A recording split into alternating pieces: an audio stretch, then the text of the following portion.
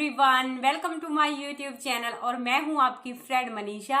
तो फिर से हाजिर हूं मैं आप सबके लिए एक यूजफुल वीडियो लेकर। वीडियो आप सभी के लिए बहुत ही हेल्पफुल रहने वाली है। तो फ्रेंड्स, अगर आपकी डिलीवरी भी बहुत ही जल्दी होने वाली है तो ये वीडियो आपके लिए बहुत ही यूजफुल रहेगी। वीडियो को पूरा जरूर देखें, बिल्कुल भी स्किप ना करें। वीडियो शुरू करने से पहले आप सबसे एक छोटी सी रिक्वेस्ट है, चैनल पर नए हो अभी तक सब्सक्राइब नहीं किया तो प्लीज चैनल को सब्सक्राइब करें। वीडियो अच्छी लगे तो लास्ट में जाके लाइक जरूर करें। कमेंट करके आप कोई भी प्रेगनेंसी से रिलेटेड क्वेश्चन पूछ सकते हैं और जो भी आपके रिलेशन में कोई प्रेग्नेंट हो तो उसके साथ ये वीडियो आप शेयर भी कर सकते हैं। तो फ्रेंड्स, जो आज की वीडियो है उसका टॉपिक होने वाला है कि डिलीवरी के बाद आपको कौन कौन सी गलतियां नहीं करनी है और किन किन बातों का ध्यान रखना है। मतलब कि आपको अपनी केयर कैसे करनी है डिलीवरी के बाद। क्योंकि होता क्या है, जिनकी फर्स्ट प्रेगनेंसी होती है उन लेडीज को नहीं पता होता है कि डिलीवरी के बाद उनको अपनी केयर किस तरह से करनी है, अपनी देखभाल किस तरह से करनी है ताकि उनको कोई प्रॉब्लम्स ना हो। जिनकी सेकंड प्रेगनेंसी होती है उन्हें फर्स्ट प्रेगनेंसी में डिलीवरी के बाद एक्सपीरियंस हो जाता है, उन्हें बातों का पता रहता है। बट जिनकी फर्स्ट प्रेगनेंसी होती है, डिलीवरी के बाद क्या क्या चीज़ें फेस करनी होती हैं उन्हें नहीं पता होता है। तो फ्रेंड्स, अगर हमें पहले से ही इन बातों के बारे में पता चल जाएगा कि डिलीवरी के बाद हमें कौन कौन सी प्रॉब्लम्स आ सकती हैं, तो हम उन प्रॉब्लम्स को अच्छे से फेस कर लेंगे और उन प्रॉब्लम्स का सॉल्यूशन भी बढ़िया तरह से ढूंढ लेंगे और पहले से ही प्रिपरेशन भी कर लेंगे ताकि हमें कोई डिलीवरी के बाद कोई प्रॉब्लम ना हो। तो इसीलिए इस वीडियो को में हम यही डिस्कस करेंगे। तो फ्रेंड्स, अगर आपकी नॉर्मल डिलीवरी हो रही है या फिर सी सेक्शन से डिलीवरी हो रही है, दोनों ही डिलीवरी में हमें बहुत सारी परेशानियों होती हैं डिलीवरी के बाद। तो वो कौन कौन सी परेशानियां होती हैं और उनको हम किस तरह से सॉल्यूशन कर सकते हैं उन प्रॉब्लम। तो फ्रेंड्स, पहली जो परेशानी होती है वो होती है टाँकों की जो देखभाल होती है उसमें गलती ना करें। अगर आपकी नॉर्मल डिलीवरी हो रही है तो आपके जो प्राइवेट पार्ट है उसमें फर्स्ट जो डिलीवरी होती है उसमें ज़रूर टाँके आते हैं। 2 से 4-5 जो टाँके हैं वो ज़रूर आते हैं। अगर आपकी सी सेक्शन से डिलीवरी हो रही है तब भी आपके पेट में बहुत सारे टाँके आते हैं। तो जो टाँके होते हैं, कई कई लेडीज़ को नहीं पता होता कि उनकी केयर कैसे करनी है जिससे कि वो जल्दी से सही हो जाए और जो आपका प्राइवेट पार्ट है पहले की तरह हो जाए। तो फ्रेंड्स, आपको करना क्या है, जब भी आप अपने टाँकों की सिकाई करें तो आपको अपने टाँकों की सिकाई ज़रूर करनी है, रोज़ाना करनी है। एक टब आप पानी भर लीजिए और उसमें अपने प्राइवेट पार्ट को टिका दीजिए। इस तरह आपको रोज़ाना हर 10-15 मिनट इस तरह की प्रक्रिया है जो करनी है। उसके बाद जो भी क्रीम आपके डॉक्टर ने आपको लगाने के लिए दी है उसे अपने टाँकों पर ज़रूर लगाएं और जो भी मेडिसिन खाने के लिए दी है उसे आप सुबह शाम ज़रूर खाएं ताकि आपके जो टाँके हैं वो जल्दी सही हो जाएं और आपका जो प्राइवेट पार्ट है पहले की तरह हो जाए। और एक बात याद रखनी है, आपको जो आल्टी पाल्टी मार के बिल्कुल नहीं बैठना है जिससे कि आपके टाँके टूट सकते हैं। तो आपको बिल्कुल भी अपने जो पैर है उनको फोल्ड करके नहीं बैठना है। तो फ्रेंड्स, आपको अपने टाँकों को बिल्कुल भी गीला नहीं रहने देना है। जब भी आप वॉशरूम में जाएं तो अपने जो प्राइवेट पार्ट है उसको एक कॉटन के जो कपड़ा है उससे साफ कर लें। अपने टाँकों को बिल्कुल गीला ना रहने दें और सही पैड का इस्तेमाल करें। जो अच्छे वाले क्वालिटी के पैड आते हैं उनका ही आप इस्तेमाल करें ताकि आपके जो टाँके हैं उनमें इन्फेक्शन ना हो, मवाद ना पड़े। क्योंकि कई महिलाओं के जो टाँके होते हैं उनमें मवाद पड़ जाती है जो बहुत सारी दिक्कतें आ जाती हैं, जिससे हमें बहुत सारी जो पेन होता है प्राइवेट पार्ट में बहुत दिन तक वो सही नहीं हो पाता है। तो इसलिए आपको अच्छे पैड का इस्तेमाल करना है और जो पैड है वो आपको बार बार ही चेंज करते रहना है क्योंकि डिलीवरी के बाद हमें ब्लड काफ़ी मात्रा में आता है और जो पैड होता है वो हर घंटे में भर जाता है। पैड को आपको हर घंटे में चेंज कर लेना है ताकि आपके जो टाँके हैं वो सूखे रहे और जल्दी से वो अच्छे हो जाए। और आपको एक बात और ध्यान रखनी है, झुककर आपको कोई भी काम नहीं करना है क्योंकि जैसे ही आप झुकती हैं आपके टाँकों पर जोर पड़ता है और आपके जो टाँके हैं वो टूट भी सकते हैं। तो इसलिए आपको डिलीवरी के बाद झुककर बिल्कुल काम नहीं करना है। जो आपको ये सारे जो काम हैं वो अवॉइड कर देने हैं 40 दिन के लिए। नेक्स्ट जो प्रॉब्लम होती है कमर दर्द की प्रॉब्लम, प्रेगनेंसी में भी कमर दर्द की प्रॉब्लम होती है बट जब हमारी डिलीवरी हो जाती है उसके बाद भी जो कमर दर्द की प्रॉब्लम है वो हो सकती है। अगर क्योंकि होता क्या है कि डिलीवरी के बाद जो महिला होती है उसको बहुत सारे काम होते हैं बैठने के, जैसे कि वो बच्चे को फीड कराती है, बच्चा पोटी कर देता है उसको साफ करती है, सूसू कर देता है तो उसको साफ करती है। तो अगर आप भी ऐसा कर रही हैं, बार बार बच्चा सूसू पोटी कर रहा है और आपको बैठना पड़ रहा है तो आपको किसी का सपोर्ट लेकर बैठना है। जैसे कि आपको दीवार पर अपनी जो कमर है वो टिका लेनी है या फिर अपनी कमर के पीछे एक पिलो लगा लेना है ताकि आपको कमर में दर्द ना हो। क्योंकि अगर आप ऐसा नहीं करती हैं, बहुत देर तक बैठी रहती हैं तो जो 40 दिन का जापा होता है उसके बाद भी आपको कमर दर्द की शिकायत रह सकती है। तो इसलिए आपको अपने जो भी 40 दिन का रेस्ट टाइम होता है उसमें अपनी कमर की भी बहुत ज़्यादा केयर करनी है।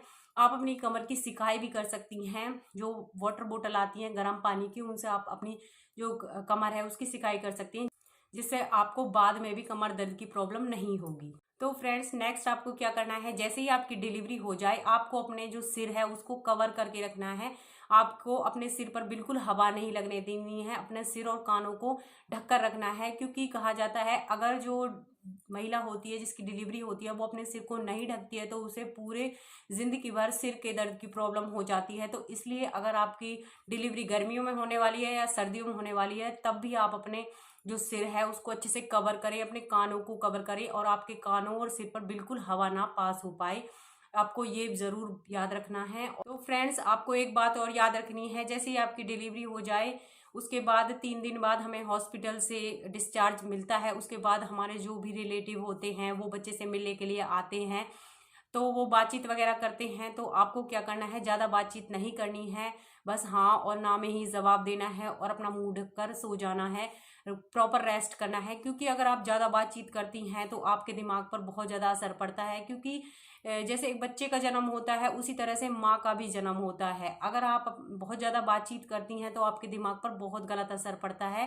क्योंकि कहा जाता है कि जब डिलीवरी के बाद एक महिला का जो शरीर होता है वो बहुत नाजुक हो जाता है, आम भाषा में कहूँ तो वो कच्चा शरीर हो जाता है। तो इसलिए आपको बिल्कुल अपने दिमाग पर जोर नहीं डालना है, बातचीत बिल्कुल नहीं करनी है। आपको फ़ोन और टीवी का बिल्कुल भी प्रयोग नहीं करना है। क्योंकि आजकल जैसे कि सभी को फ़ोन की आदत सी लग गई है और डिलीवरी के बाद भी हमें ऐसा लगता है कि थोड़ी देर फ़ोन देखने से क्या होगा, बट आपको फ़ोन बिल्कुल नहीं देखना है। क्योंकि जो आंखें होती हैं वो भी कच्ची होती हैं, बहुत ही नाजुक होती हैं। अगर आप फ़ोन का ज़्यादा यूज़ करती हैं तो आपकी आंखों पर बहुत गलत असर पड़ेगा, आपकी आंखें कमज़ोर हो जाएंगी। तो इसलिए आपको फ़ोन का भी यूज़ नहीं करना है डिलीवरी के बाद। फ्रेंड्स, आपको एक बात और याद रखनी है, हमारे यहाँ पर तो जैसे 3 दिन हो जाते हैं उसके बाद ही नहलाया जाता है। तो आपको डिलीवरी के 3 दिन बाद ही नहाना है। उसके बाद अपना जो बाल वगैरह वो धोने हैं और बालों में कंघी नहीं करनी है।